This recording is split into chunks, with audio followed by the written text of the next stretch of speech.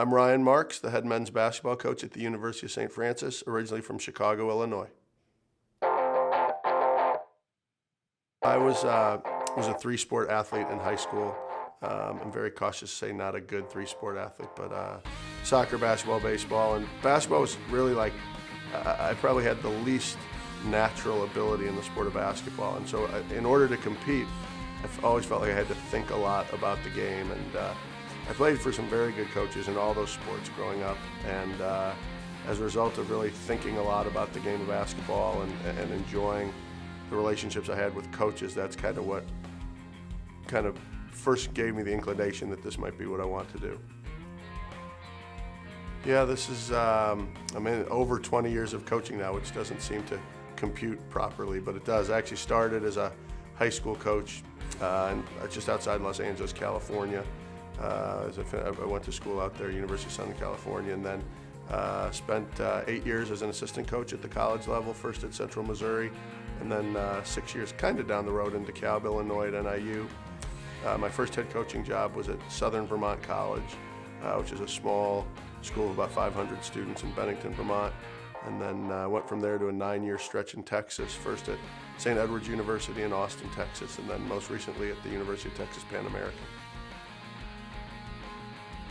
When I learned that the opportunity to come to St. Francis was available and that the position was open was instantly exciting to me for a couple reasons. One, I think the reputation here of what athletics means, and particularly what it means to be a student athlete at a place like St. Francis. And this is a place that has some legendary coaches that have been through here. Obviously, Coach Gillespie and Coach Sullivan in men's basketball, and obviously we have a great coaching staff throughout the sports here now. But one, it's a terrific place to coach. It's a great place to recruit to because of the type of education that the student athletes are going to get.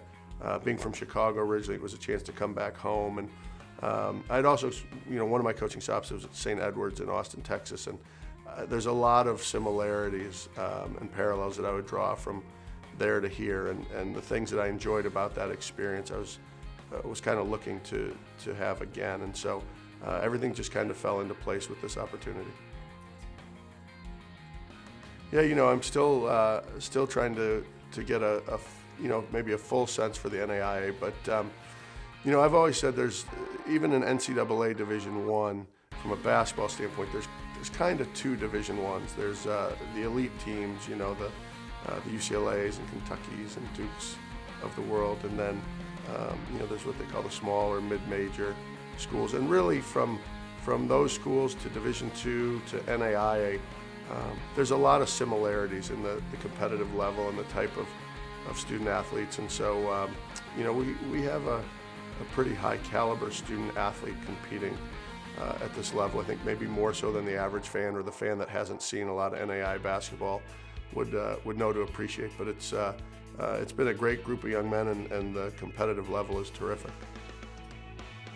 Yeah, that's how I got my start. A little bit with the Los Angeles Clippers as an intern, and I worked for their player personnel department and did some things that had to do with research, background research for the draft, and learned a lot about how guys at that level evaluate players and project their abilities and put together a team. And then I was also able to do some film work for the coaching staff, and was exposed to some great coaches there. A guy, Larry Brown, who's now coaching at SMU, but is a Hall of Fame coach. And the assistant coaches at the Clippers at the time, one was a guy, R.C. Buford, who's now the GM of the San Antonio Spurs, and John Hammond, who's the GM of the Milwaukee Bucks. So just kind of being there and soaking up knowledge from guys who have ascended to the highest level of basketball was really interesting, and a lot of stuff that's benefited me through my career. I think you're always evolving. You're always trying to get better. You're always trying to find new things or different things that you can make you a little bit better coach than before. But I think at the end of the day, I'm there to try and help, in our sport, specifically basketball players, get as close to their full potential as possible.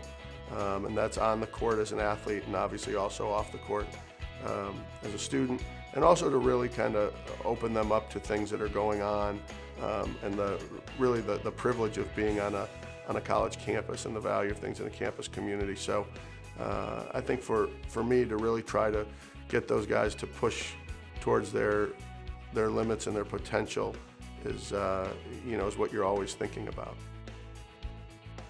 I'm not sure that there's really like a secret formula or secret recipe, but one thing I think as you look around and you see groups that are doing well together, you have to sort of form a culture where there's an understanding of, for each person, that really, what's best for me individually is the success of the group.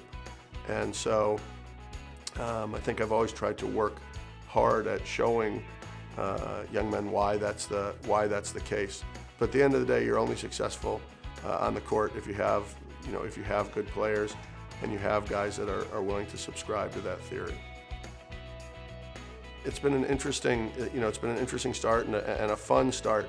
Like I said, kind of mentioned earlier, there's a great tradition here from Coach Sullivan and then Coach Baines the last few years, and so I inherited a good situation where there's a culture of how to be a student athlete the right way, and obviously success on the court, particularly last year. So I didn't want to come in and really make a lot of sweeping changes or upset the apple cart. I mean, I think there were a lot of guys rolling in the right direction. We were able to add a couple recruits late in the summer once I got on board, and I was very cognizant of those guys being particularly ones that would fit in well with the group already. So I think that I'm still learning, about them, and they're still learning about me, but we're kind of consistently nudging forward in a good direction. I think our team, I like our team, but I think we'll be very good come February. I think that you always use your conference as a barometer, and playing in the Chicagoland Collegiate Athletic Conference, which is one of the premier NAI conferences in the country, if you set your sights to win the conference, it also means you're probably one of the 5 to 10 best teams in the country on a given year. So obviously, it's a lofty goal because the conference is very, very good, but we certainly want to be competing for titles year in and year out and be a factor. And at the same time, we want to do it with student athletes who are thriving academically here at a challenging institution. I think one, it's a team that can play a pretty exciting brand of basketball for a couple reasons. First is that we have some veteran guys back, and we have a lot of depth. And when you have a group like that, it lends yourself to playing a lot of people, playing with a high energy level over the course of 40 minutes. We've talked to our guys a lot about we never want them pacing themselves on the floor. We want them playing as hard as they can. If they need a sub, that's great. We have plenty of depth to do that, and we want to be able to utilize that. I think we have a particularly good shooting team. We've got a lot of guys with good three-point range. Andrew Lerg and Chris Miller, Jojo Ballestero. I mean, these are some guys that are very good three-point shooters. Eddie Presniakovas. To have a collection of guys like that on the same team gives you an interesting dynamic. And so obviously, I don't think we want to be completely reliant on the three-point shot, but it's certainly going to be a mainstay of what we do. There's bits and pieces, I guess, of different coaches that you watch and observe. But I have there's a few guys that I have tremendous respect for, that I have some level of relationships with. We have one of the best in the world here in Chicago, and in Tom Thibodeau, and I think he's a guy that when you look at him and you hear players talk about him, they talk about preparation and always having his team ready. And I think that's my responsibility from a competitive standpoint, to always have our guys ready to go and give them the best opportunity to compete. Greg Popovich, who's with the San Antonio Spurs, is a guy that's had success over a long period of time and seems to be sort of a master of relationships with his players. And I think that relationships is a lot of thoughtfulness and a lot of time. And so I mean, that's a guy that I try to remind myself of the things that I want to do as a coach to be successful. I guess NBA team is Chicago. I mean, I'm a hometown guy and grew up, and it's been interesting having not lived in the area for a long time. When you're a Chicago fan in other places, to see what the reaction is to them. And then there's some different people around the NBA who have been really helpful to me in my career. And so, rather than the team, I sort of pull for them individually where they are. Jock Vaughn, who's the head coach of the Orlando Magic now, is a young man that I had a chance to coach when he was in high school. So obviously I have a personal interest in watching him do well.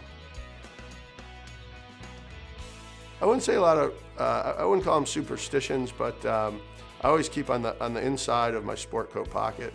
I have a picture of my parents, and I have a little bag of something called Oil Dry, which looks like kitty litter. It's produced that way. My dad had his own small business for about 70 years, and they were a distributor of industrial products, and Oil Dry was one of the products. And somewhere along the line when I first started coaching, I always thought before or after games, I always wanted to think about my parents a little bit and the lessons that they taught me, and that those are the things that I want to impart to the guys that were coaching, and also the people who gave me the opportunity to do what I want to do in life.